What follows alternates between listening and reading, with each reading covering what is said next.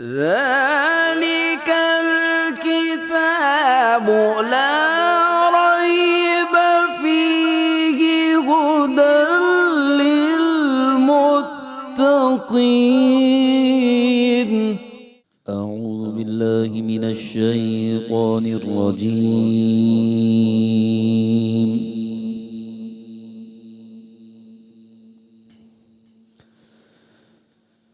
بسم الله الرحمن الرحيم.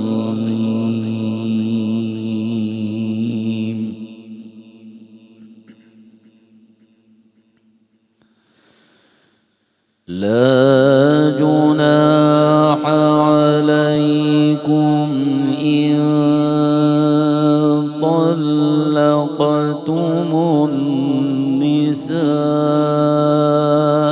ما لم تمسوهن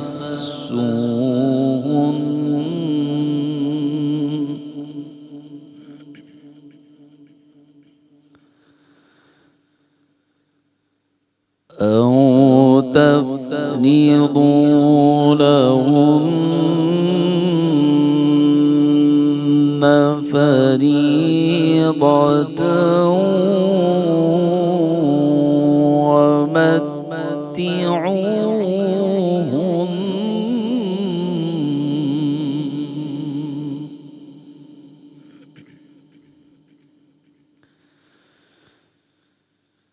لا جناح عليكم إن طلقتم النساء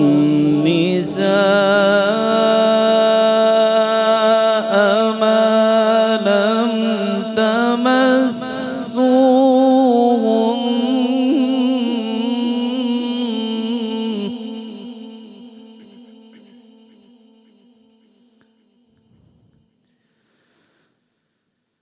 أو تفرضوا لهن فريضة ومتعوهن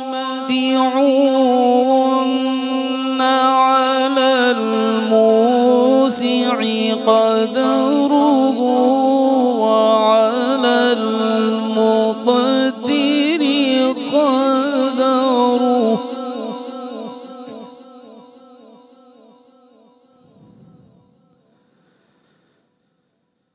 متاعا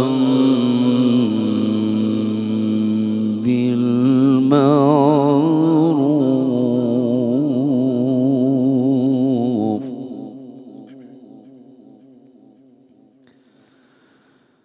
حقا على المحسنين.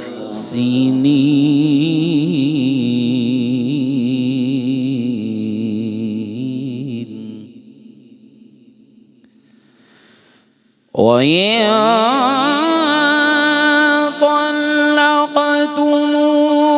طلقتموهن من قبل أن تمسوهن وقد فرضتم لهن فريضة فنصف ما فرضتم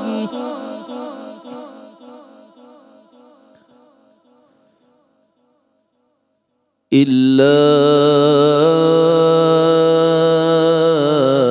أن يعفون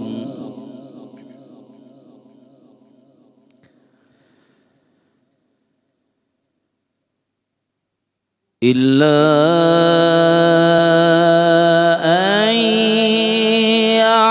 يعفون أو يعفو الذي بيده عقدة النكاح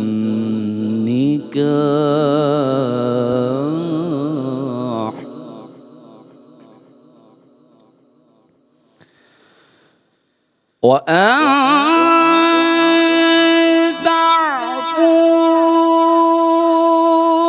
أقرب للتقوى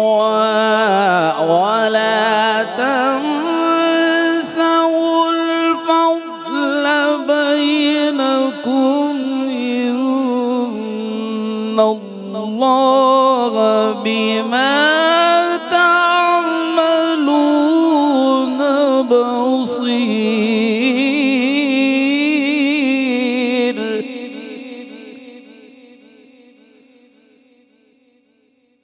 ولا تنسوا الفضل بينكم إن الله بما تعملون بصير۔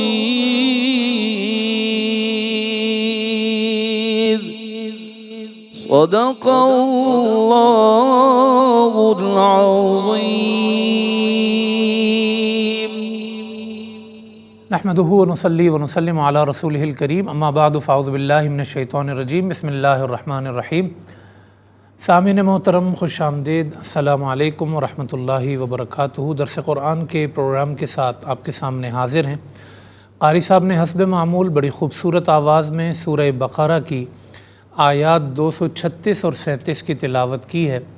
ان کا ترجمہ پہلے دیکھ لیتے ہیں، پھر اس کی تفسیر کی طرف بڑھیں گے۔ اللہ پاک نے ارشاد فرمایا، تم پر کوئی گناہ نہیں ہے اگر تم عورتوں کو اس وقت طلاق دے دو جب تم نے ان کو ہاتھ نہ لگایا ہو یا تم نے ان کا مہر مقرر نہ کیا ہو، اور تم انہیں استعمال کے لیے کوئی چیز دے دو خوشحال طریقے پر، یہ اس کے موافق ہے، اور تنگ دست پر اس کے لائق، دستور کے مطابق انہیں فائدہ پہنچانا نیکی کرنے والوں پر ان کا حق ہے۔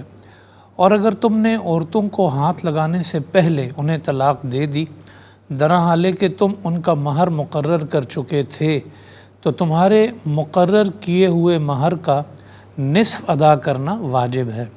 البتہ عورتیں کچھ چھوڑ دیں یا جس کے ہاتھ میں نکاح کی گرہ ہے وہ کچھ زیادہ دے دے تو درست ہے، اور تمہارا زیادہ ادا کرنا یہ تقوی کے زیادہ قریب ہے، اور تم ایک دوسرے کے ساتھ نیکی کرنے کو فراموش نہ کرو، بے شک اللہ تمہارے کیے ہوئے کاموں کو دیکھنے والا ہے۔ سامعین محترم، یہ جو دو آیات ہیں، آیت سورہ بقرہ کی 236 اور آیت 237، اس میں اللہ پاک نے مہر کے کچھ احکامات کو بیان فرمایا ہے۔ آیت نمبر 236 میں اللہ پاک نے فرمایا کہ اگر تم نے عورتوں کو طلاق دے دی اس وقت کہ جب کہ تم نے انہیں چھوا بھی نہیں، چھونے سے مراد ہے جو ازدواجی تعلق ہوتا ہے وہ قائم کرنا، یا آپ اس کو کہہ لیں خلوت صحیحہ، یعنی میاں بیوی کا ایک کمرے میں الگ ہو جانا، اس سے پہلے آپ نے جو ہے وہ طلاق دے دی۔ اور اس میں یہ بھی ضروری ہے کہ آپ نے کوئی مہر مقرر نہیں کیا ہوا تھا، نکاح ہوا، آپ نے مہر بھی مقرر نہیں کیا، اور مہر مقرر نہ کرنے کے ساتھ ساتھ ابھی خلوت صحیحہ بھی نہیں ہوئی، یعنی اس بیوی کے ساتھ تنہائی بھی اختیار نہیں کی، اور اس سے پہلے جو ہے نا وہ طلاق دے دی۔ اس صورت میں کیا حکم ہوگا؟ تو فرمایا وَمَتِّعُوهُنَّ، اس صورت میں یہ ہوگا کہ ان کو کچھ سامان، کچھ تحفہ، کچھ دے دو۔ فقہاء کرام نے فرمایا کہ ایک لباس، ایک کپڑے کا سوٹ دینا جس میں تینوں چیزیں ہوں، شلوار قمیض اور دوپٹہ تینوں چیزیں ہوں، یہ دینا جو ہے وہ واجب ہے۔ اور پھر قرآن نے یہ بھی کہا کہ عَلَى الْمُوسِعِ قَدَرُهُ وَعَلَى الْمُقْتِرِ قَدَرُهُ، جس کی گنجائش جتنی زیادہ ہے، جو جتنا مالدار ہے، وہ اپنی مالی حیثیت کے مطابق اتنا اچھا اور مہنگا سوٹ دے گا، اور جس کی مالی پوزیشن جتنی کم ہے، کوئی شخص غریب ہے، کم پیسے والا ہے، تو وہ اپنی مالی پوزیشن اور حیثیت کے مطابق جو ہے اس طرح کا سوٹ جو ہے وہ نا اس کو دے دے گا۔ یہ اللہ پاک نے لازم قرار دیا ہے، متاعا بالمعروف حقا علی المحسنین، یہ نیکی کرنے والوں پر اللہ پاک نے حق قرار دیا ہے۔ اس آیت کریمہ سے ایک بات اور بھی ہمیں پتہ چلی، وہ یہ کہ اگر کبھی مہر مقرر کیے بغیر بھی کسی نے نکاح کر لیا تو نکاح ہو جائے گا۔ اگر کسی نے ڈائریکٹ نکاح کیا، ایجاب و قبول ہوا، گواہ موجود تھے، مہر کا ذکر نہیں کیا ہے، تو بھی نکاح پہ کوئی اثر نہیں پڑتا، نکاح منعقد ہو جاتا ہے۔ ہاں البتہ اس میں یہ ہوتا ہے کہ جب وہ تنہائی اختیار کر لیتے ہیں، وہ رات بتا لیتے ہیں، تو اس کے بعد مہر مثلی شوہر پہ واجب ہو جاتا ہے۔ مہر مثلی سے مراد یہ ہے کہ جو اس کے ہاں ٹرینڈ ہے، جو اس کی فیملی میں دیا جاتا ہے، اس کے کزنز میں دائیں بائیں جو وہ مہر دیتے ہیں، اتنا مہر خود بخود مقرر ہو جائے گا اور وہ شوہر کے ذمہ واجب ہو جائے گا، وہ اس کو ادا کرنا ضروری ہے۔ یہاں پر یہ مسئلہ بتایا گیا ہے کہ ابھی اس نے مہر بھی مقرر نہیں کیا تھا اور تنہائی بھی اختیار نہیں کی تھی، اور اس سے پہلے ہی خدا نخواستہ کہیں ایسا ہوتا ہے کہ طلاق واقع ہو جاتی ہے، تو چونکہ ابھی مہر مقرر ہی نہیں ہوا تھا، تو اب وہ مہر دینا جو ہے نا، مہر کا کوئی حصہ یا مہر تو مقرر ہی نہیں ہوا، تو وہ اس پر نہیں ہے۔ اس کی جگہ آپ سمجھ لیں کہ ایک سوٹ دینا کپڑے کا وہ لازم ہے، وہ ادائیگی کا آیت نمبر 236 میں اللہ پاک نے حکم ارشاد فرمایا۔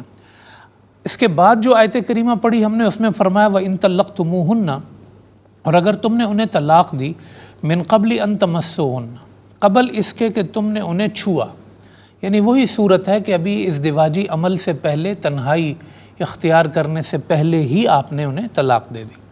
وقد فرضتم لہن فریدۃ، ہاں اب فرق یہ ہے آیت نمبر 236 اور 37 میں کہ آپ نے مہر مقرر کر دیا تھا۔ 236 میں یہ تھا کہ آپ نے مہر مقرر نہیں کیا ہے، یہاں پر یہ ہے کہ مہر آپ نے مقرر کر لیا ہے اور تنہائی اختیار کرنے سے پہلے آپ نے طلاق دے دیا۔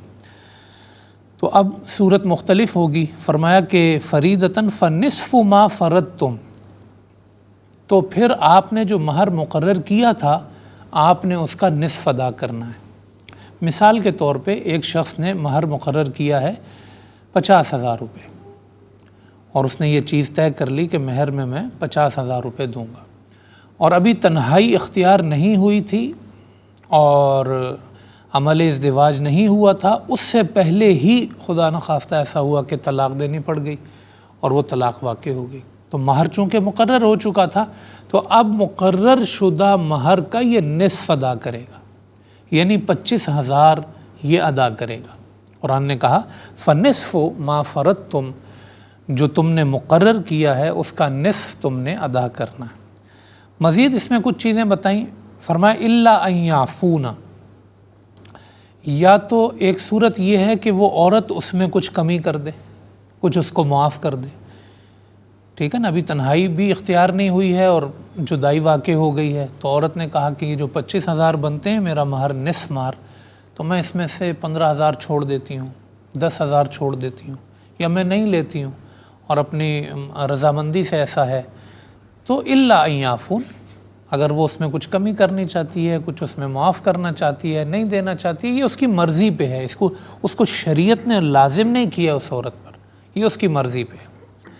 او یعفو الذی بیدہ عقدۃ النکاح، یا وہ اس میں کچھ معافی دے دے کہ جس کے ہاتھ میں نکاح کی گرہ ہے، یعنی شوہر نے جو ہے اگر طلاق دے دی ہے، اب اس کے ذمہ یہ ہے کہ اگر اس نے 50,000 مقرر کیا تھا تو وہ 25,000 مہر دے گا، مگر یہ ہو سکتا ہے کہ شوہر یہ کہے کہ جیسے عورت کی صورت میں بتایا کہ وہ کچھ کمی کر سکتی ہے، تو مرد پر اختیار ہے کہ وہ کچھ زیادتی کر دے، وہ مثال کے طور پہ اس پر بنتے جو واجب ہیں نصف مہر کے، مثال کے طور پہ 25,000 بنتے ہیں، وہ یہ کہتا ہے کہ جی میں 35,000 دے دیتا ہوں، 40,000 دے دیتا ہوں، پورا مہر دے دیتا ہوں، زیادہ دے دیتا ہوں، تو یہ اس کے لیے بھی جو ہے نا گنجائش ہے، یہ مستحب ہے، یہ اس کی جو ہے نا وہ نیکی پہ منحصر ہے، اگر وہ ایسا کرنا چاہتا ہے، عورت کچھ چھوڑنا چاہے اور مرد کچھ زیادہ بڑھا کے دینا چاہے، او یعفو الذی بیدہ عقدۃ النکاح، تو پھر اس میں کوئی حرج کی بات نہیں ہے۔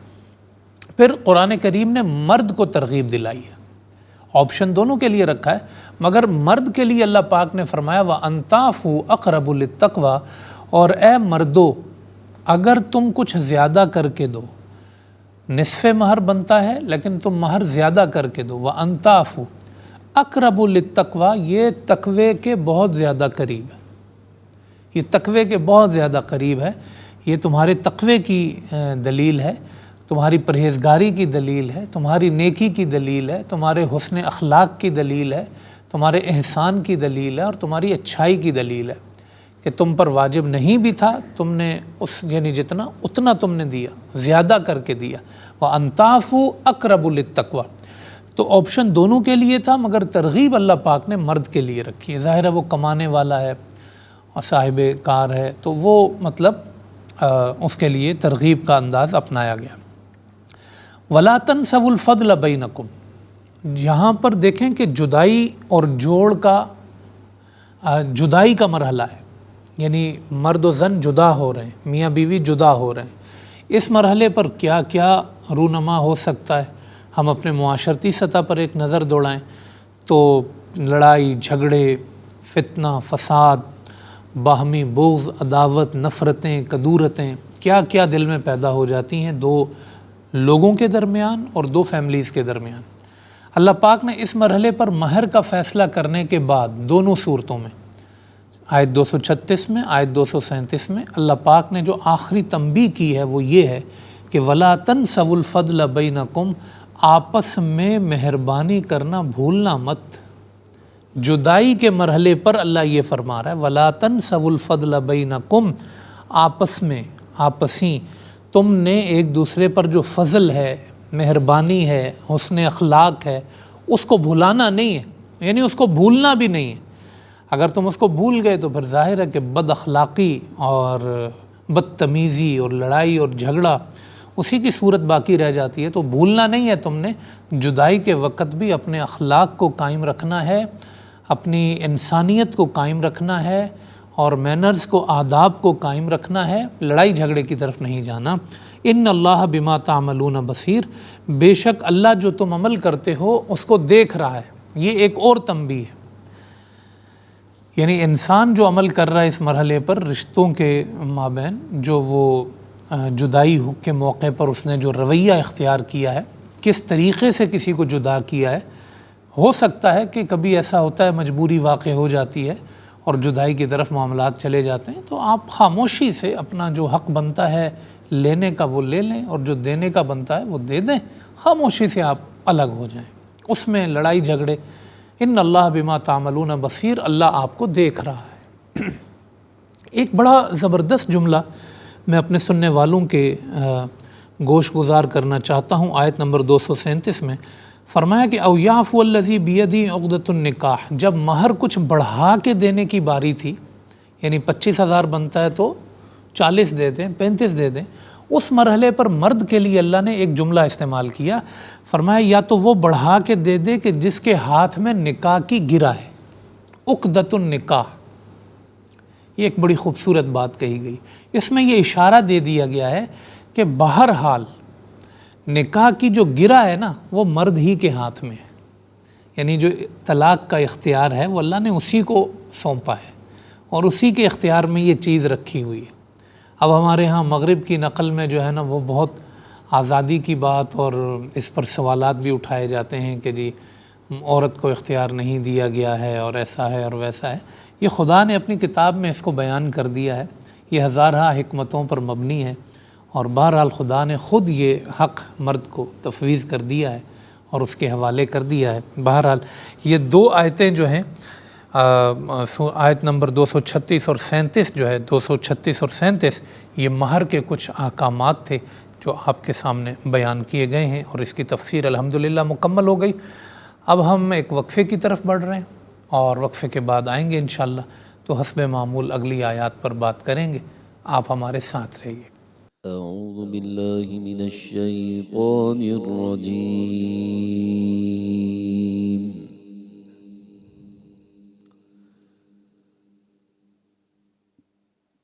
بسم اللہ الرحمن الرحیم۔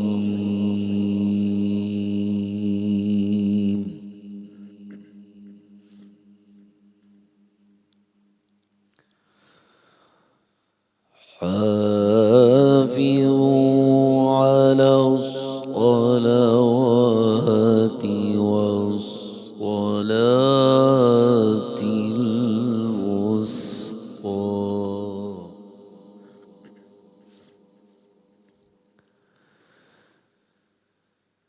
وقوموا لله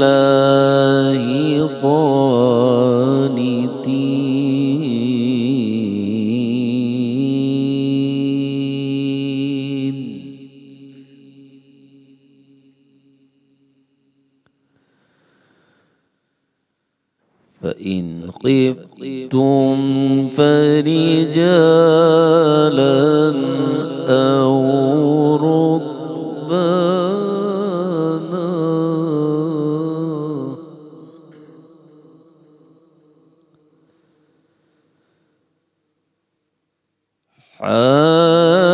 حافظوا على الصلوات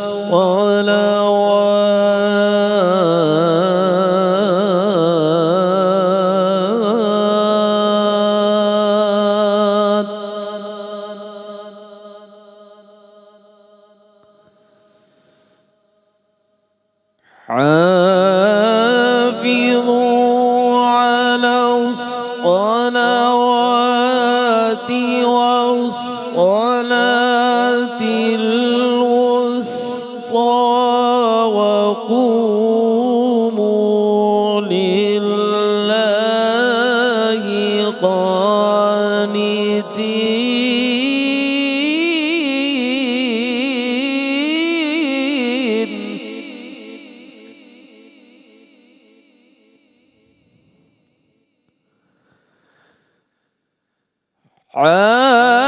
حافظوا على الصلوات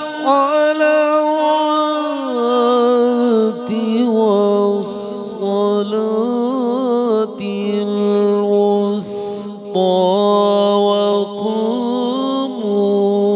لله قانتين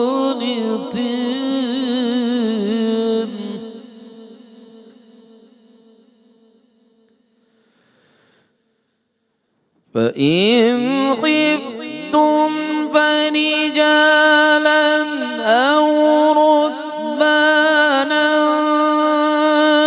فإذا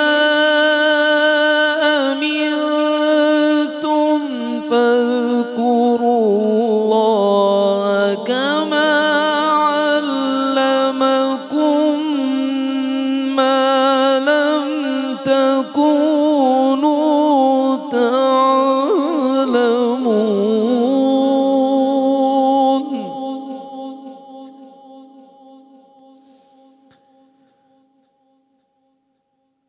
فإذا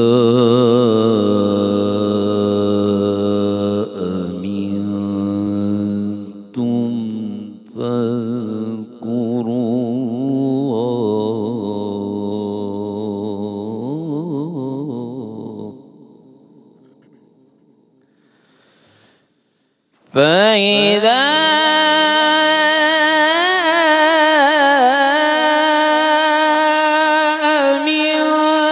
أمنتم فاذكروا الله كما علمكم ما لم تكونوا تعلمون صدق الله العظیم۔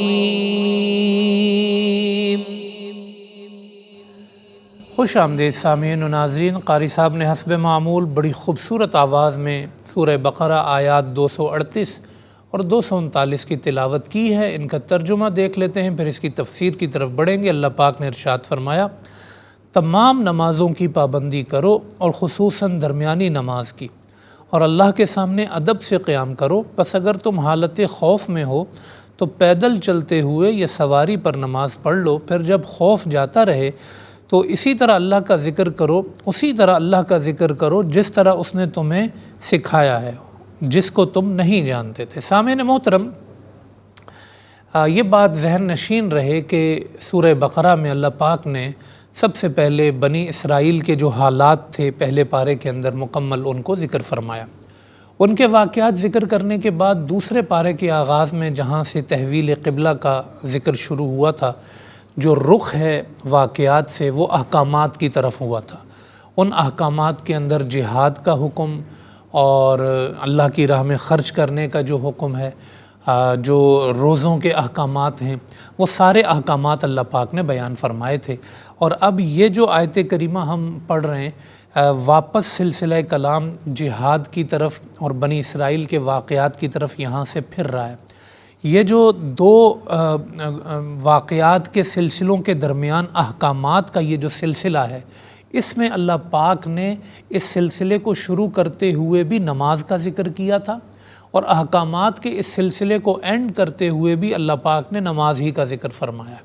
اول بھی احکامات میں نماز اور آخر بھی نماز۔ وہ آپ کو یاد ہوگا کہ فرمایا تھا کہ یا ایھا الذین آمنوا استعینوا بالصبر والصلاۃ، وہاں سے احکامات شروع ہو رہے تھے۔ تو جب احکامات شروع ہوئے تو سب سے پہلے احکامات میں حکم نماز کا آیا تھا۔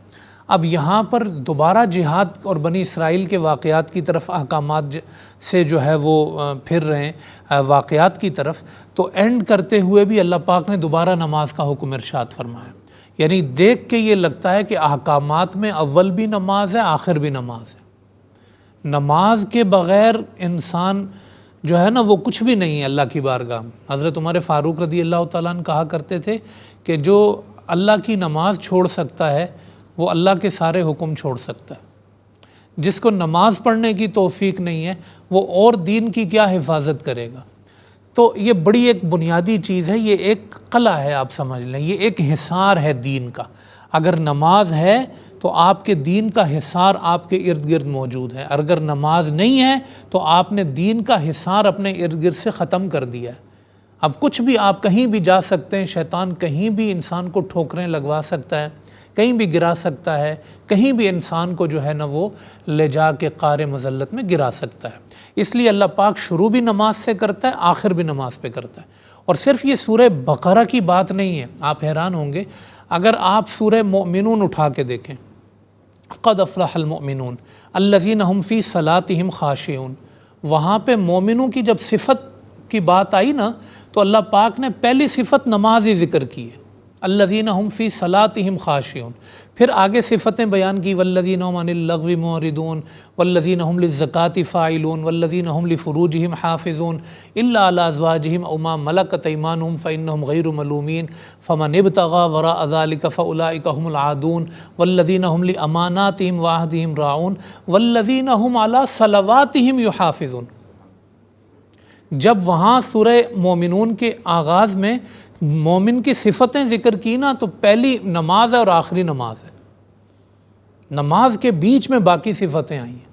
اور یہی بات جو ہے سورہ معارج کے اندر بھی ہے، ان الانسان خلق ہلوعا اذا مسہ الشر جزوعا واذا مسہ الخیر منوعا الا المصلین۔ بات شروع ہوئی نمازی سے، اور آپ اس سلسلہ کلام کو دیکھیں گے آگے جا کے، والذین هم بشہاداتہم قائمون والذین هم علی صلواتہم یحافظون، بات ختم، صفتوں کی نماز پہ ہوئی۔ تو قرآن کا یہ ایک پورا اسلوب ہے کہ جب وہ بندہ مومن کی صفتوں کا ذکر کرتا ہے، میں نے دو حوالے آپ کو دیے مومنون اور معارج سے، اور یہ سورہ بقرہ کا تیسرا حوالہ آ گیا، بات اللہ شروع نماز سے کرتا ہے، ختم نماز پہ کرتا ہے۔ اور انداز آپ دیکھ لیں تاکید کا کیسا ہے کہ جب احکامات کا سلسلہ ختم ہوا فرمایا حافظوا علی الصلوات۔ میں یہ نہیں کہتا نماز پڑھ لو، موقع ملا تو پڑھ لو، نہیں موقع ملا تو نہ پڑھو، یہ قرآن کا انداز نہیں ہے۔ قرآن بڑی تاکید سے نماز کی بات کرتا ہے، حافظو، نمازوں کی پابندی کرو، ان کو باجماعت پڑھو، ان کو مکمل پڑھو، ان کو روز پڑھو، ان کو ہر وقت پڑھو جب ان کا وقت آئے۔ اس میں کوئی چھوٹ نہیں ہے، اس میں کوئی معافی نہیں ہے۔ اور ساتھ ہی فرمایا کہ والصلاۃ الوسطیٰ، اور نماز جو ہے نا وہ ساری نمازوں کی حفاظت کرو، خاص کر درمیانی نماز کی۔ بخاری میں ہے کہ یہاں درمیانی نماز سے مراد عصر کی نماز ہے، عصر کی نماز کی خاص حفاظت کرو۔ اب عصر کی نماز معنوی اور ظاہری اعتبار سے بڑا ایک ٹپیکل مرحلہ ہوتا ہے اس کا، یعنی معنوی انداز سے تو یہ ہے کہ ایک اہم مرحلہ یہ ہوتا ہے کہ فرشتوں کی ڈیوٹیاں چینج ہو رہی ہوتی ہیں، اس وقت ایک ٹیم آ رہی ہوتی ہے، ایک ٹیم جا رہی ہوتی ہے، تو عصر ایک خاص نماز بن جاتی ہے جیسے فجر میں ہوتا ہے۔ دوسرا ظاہری اعتبار سے اگر آپ غور کریں گے تو عصر کا جو وقت ہوتا ہے نا وہ دن ڈھلنے کا وقت ہوتا ہے، دن بالکل ڈھل رہا ہوتا ہے، اور وہ جو ہے نا بھاگ دوڑ کا وقت ہوتا ہے۔ دکان والے کو دکان سمیٹنے کی جلدی ہوتی ہے، ہمارے ہاں تو خیر پاکستان میں لوگ اٹھتے ہی ظہر اثر کے وقت ہیں، وہ ایک الگ بات ہے۔ اللہ پاک توفیق دے کہ صبح جلدی کاروبار شروع کریں اور شام کو جلدی کاروبار ختم کر کے لوگ گھروں کو جائیں، جو فطرت کا طریقہ ہے دنیا بھر میں اپنایا جاتا ہے۔ تو وہ دن ڈھلنے کا ٹائم ہے تو دکاندار کو بھی اپنی دکان سمیٹنی ہے۔ اچھا، جو بندہ جاب کر رہا ہے اس کو بھی جاب ختم کرنے کا وہ وقت ہو چکا ہوتا ہے، اس کو گھر جانے کی جلدی ہوتی ہے، کام سمیٹنا ہوتا ہے۔ اچھا، سارے کام کرتے کرتے جو ہے نا وہ تھکاوٹ کا بھی مرحلہ ہوتا ہے۔ تو بس عصر کا وقت ایسا ہوتا ہے کہ یہ آپ نے پلک جھپکی اور یہ نماز گئی، مشکل مرحلہ ہوتا ہے۔ اچھا، کسی بھی فیلڈ والے کے لیے مشکل مرحلہ ہوگا۔ ایک بندہ اگر گراؤنڈ میں کھڑا ہو کے کرکٹ کھیل رہا ہے نا، اس کو بھی یہی جلدی ہوتی ہے کہ یار ایک دفعہ مجھے پھر بیٹنگ مل جائے، اس کے بعد اندھیرا ہو جائے گا۔ اس کو بھی سمیٹنی ہوتی ہے اپنی کرکٹ۔ ہر بندے کو اس ٹائم پہ اپنے کام سمیٹنے ہوتے ہیں، ہر فیلڈ کے بندے کو اپنے کام سمیٹنے ہوتے ہیں۔ گھروں کے اندر بھی یہی ہوتا ہے کہ بھئی جلدی جلدی کام سمیٹ لو اور پھر ہم دن کے اینڈ کی طرف بڑھیں۔ اس لیے اللہ پاک نے خاص طور پہ جو درمیانی نماز ہے اس کا ذکر فرما دیا کہ حافظوا علی الصلوات، ساری نمازوں کی حفاظت کرو، خاص کر درمیانی نماز کی۔ اور ایک دلچسپ بات آپ کو بتاؤں کہ یہی وہ نماز ہے جو 2 نبیوں کے لیے بھی جو ہے وہ قضا کی طرف چلی گئی تھی۔ حضرت سلیمان علیہ السلام پریڈ میں مصروف تھے فوج کے ساتھ، تو عصر رہ گئی تھی، جس کا ذکر حوالہ بھی آتا رہتا ہے۔ اور حضور علیہ السلام بھی غزوہ احزاب میں جب مصروف تھے تو یہ عصر نکل گئی تھی، جو دشمنوں کی طرف سے ایک پریشانی کریٹ کی گئی تھی اور اتنا مشکل مرحلہ آ گیا تھا، اگر عصر رہ گئی تھی اس میں، جو بعد میں قضا کی گئی تھی۔ تو یہ اس نماز کا ایک تو ٹائم شارٹ ہوتا ہے، وقت مشکل ہوتا ہے، تو اس مرحلے میں جو ہے نا اس کو سنبھالنا ذرا مشکل ہو جاتا ہے۔ اللہ ہمیں ساری نمازوں کی بالخصوص نماز عصر کی حفاظت کی توفیق عطا فرمائے۔ پھر ساتھ ہی فرمایا کہ وقوموا للہ قانتین، اور اللہ کے لیے بڑے باادب ہو کے کھڑے ہو جاؤ۔ پہلے شروع میں یہ تھا کہ نماز میں کچھ اشارے بھی چل جاتے تھے، کچھ گفتگو بھی ہو جاتی تھی، بھائی میں نماز پڑھ رہا ہوں، 2 رکعتیں رہ گئی ہیں، ذرا آتا ہوں 1 منٹ، آپ کہہ سکتے تھے۔ لیکن پھر کیا ہے کہ تدریجاً نماز کے بھی جو ہے نا وہ آداب یہ تھے کہ آپ یہ جو فرمایا وقوموا للہ قانتین، اس سے پھر کلام منع ہو گیا، کھانا پینا منع ہو گیا۔ نماز میں آپ بات نہیں کر سکتے، کھا پی نہیں سکتے، اس کے آداب ہیں۔ نماز میں صرف نماز ہی ہے اور کوئی چیز نہیں ہے۔ تو یہ ہے کہ نماز کو ادا کرو، حفاظت کرو، اور بڑے آداب کے ساتھ جو ہے نا وہ اس کو ادا کرو۔ یہ مضمون تھا آیت 237 کا۔ پھر اس کے بعد جو ہے فرمایا کہ 238 کا، معذرت 238 آیت کا میں نے آپ کے سامنے مفہوم بیان کیا۔ پھر فرمایا فَإِنْ خِفْتُمْ فَرِجَا، اگر تم خوف کی حالت میں ہو، درندوں کا خوف ہے، دشمن کا خوف ہے جی، آپ رک نہیں سکتے، یا تو آپ پیدل چل ہی رہیں یا آپ سواری پر چل ہی رہیں، یہ کنڈیشن ہے۔ فَإِنْ خِفْتُمْ فَرِجَالًا أَوْ رُكْبَانًا، تو پھر تم نماز پڑھ لو یا تو پیدل چلتے چلتے، جدھر رخ آئے۔ اس میں اس وقت یہ نہیں دیکھا جائے گا کہ بیت اللہ کی طرف منہ ہے یا نہیں ہے، جدھر رخ آتا ہے چلتے چلتے جیسے آپ کے لیے ممکن ہے آپ اس نماز کو پڑھتے چلے جائیں۔ او رکبانن، یا سواری پر، آپ سواری پر سوار ہیں اور وہیں پر آپ اپنی نماز پڑھ لیں، اگر آپ کو دشمن کا یا کوئی اس طرح کا خوف ہے، درندوں کا خوف ہے، جنگل کا خوف ہے، کوئی ایسی چیز ہے۔ اچھا، اس میں یہ ہے کہ بعض اوقات خوف میں آپ کو رکنے کا مرحلہ ہوتا ہے، جیسے جنگ میں، جہاد میں آپ کے سامنے دشمن کھڑا ہے خوف کا مرحلہ، مگر آپ ایک جگہ پر اسٹینڈ کیے ہوئے، توقف کیے ہوئے، تو ایسی صورت میں جو نماز ہے اس کو نماز خوف الگ سے اس کا سورہ نساء میں ذکر آئے گا۔ یہاں جو آیت نمبر 239 سورہ بقرہ میں ذکر آیا وہ آپ اسٹینڈ نہیں کر سکتے، رک نہیں سکتے، آپ کو چلتے ہی رہنا ہے، سفر میں جاری ہی ہیں، آپ چل ہی رہیں، خواہ وہ پیدل ہے یا وہ سواری پر ہے۔ تو اس کے لیے اللہ پاک نے فرمایا کہ فَإِنْ خِفْتُمْ، اگر تم خوف کی ایسی حالت میں ہو، فَإِذَا فَرِجَالًا أَوْ رُكْبَانًا فَإِذَا أَمِنْتُمْ، پھر جب تم حالت امن میں آ جاؤ۔ اچھا، یہ جو آپ اس حالت میں نماز پڑھیں گے چلتے چلتے سواری پر، اس کی قضا نہیں ہے پھر، یعنی یہ ہو جائے گی، اللہ نے آپ کے لیے آسانی رکھی ہے، آپ نے اس کو پڑھ لیا ہے تو نماز آپ کی ہو جائے گی۔ اور یہ ایک تاکید کا ساتھ تھوڑا سا احکامات کے اندر ترقی بھی آئی ہے یہاں پر. پہلے صرف نماز کی بات تھی، اب نماز کے ساتھ خوف کی نماز کی بات بھی آ رہی ہے. ظاہر ہے کہ نماز ابھی فرض ہوئی تھی، پھر صحابہ کرام سفر کے لیے نکلتے تھے، جہاد کے لیے نکلتے تھے تو مراحل پیش آتے تھے. تو وہ دیکھیں اب وہ حکم ساتھ جڑ رہا ہے. سورہ بقرہ میں ہم آگے بڑھ رہے ہیں، نئے نئے احکامات کی طرف راہیں کھل رہی ہیں. مگر یہ ایک تاکید کی بھی صورت ہے، یعنی بتانا یہ مقصد ہے کہ نماز چھوڑ نہیں سکتے، خواہ پیچھے شیر لگا ہو، کتا لگا ہو، دشمن لگا ہو، جو بھی مجبوری ہو، نماز چھوڑ نہیں سکتے آپ. یہ دیکھیں نا، فَإِنْ خِفْتُمْ، اگر خوف کی حالت ہے، فَرِجَالًا أَوْ رُكْبَانًا، تو بھاگتے ہوئے، چلتے ہوئے، سواری پہ، جیسے بھی ہو پڑھنی ہے. فَإِذَا أَمِنْتُمْ، ہاں جب حالت امن آ جائے واپس، فَاذْكُرُوا اللَّهَ كَمَا عَلَّمَكُمْ، تو پھر ویسے ہی اللہ کا ذکر کرو، ویسے ہی اللہ کے لیے نماز پڑھو. کما علمکم، جیسے اس نے تمہیں سکھایا ہے. ما لم تکونوا تعلمون، جس کو تم نہیں جانتے تھے، جو طریقہ تمہیں پتہ نہیں تھا، اللہ نے تمہیں محمد عربی کے ذریعے سکھا دیا. مصطفیٰ تمہارے سامنے ہوتے ہیں، رکوع کرتے ہیں، قیام کرتے ہیں، سجدہ کرتے ہیں، وقت بتاتے ہیں. جبریل امین آ جاتے ہیں وقت بتانے کے لیے. امت مسلمہ کے لیے نماز کی تعلیم بذریعہ مصطفیٰ ہے. کما علمکم، یہ اللہ نے سکھائی ہے. یہ صرف یہ نہیں ہے کہ پچھلی امت والے بھی نماز پڑھتے تھے تو وہ طریقہ شفٹ ہو گیا، نہیں، ایسا نہیں ہے. وہ طریقہ خاص حضور نے بھی بتایا ہے. کما علمکم، یہ الگ سے سکھایا ہے تمہیں. اسی لیے حضور فرمایا کرتے تھے، سلو کما رأیتمونی اصلی، میں جیسے پڑھتا جاؤں ویسے پڑھتے جاؤ، تمہاری نماز ہوتی جائے گی، ادا ہوتی جائے گی. تو وہ فرمایا گیا کہ فَاذْكُرُوا اللَّهَ كَمَا عَلَّمَكُمْ مَا لَمْ تَكُونُوا تَعْلَمُونَ. تو ان دو آیتوں کے اندر سامعین محترم نماز کی تاکید کا حکم ہے، اور یہاں ان آیات کی تفسیر اپنے اختتام کو پہنچی، اور ساتھ ہمارا پروگرام بھی اپنے اختتام کو پہنچا ہے.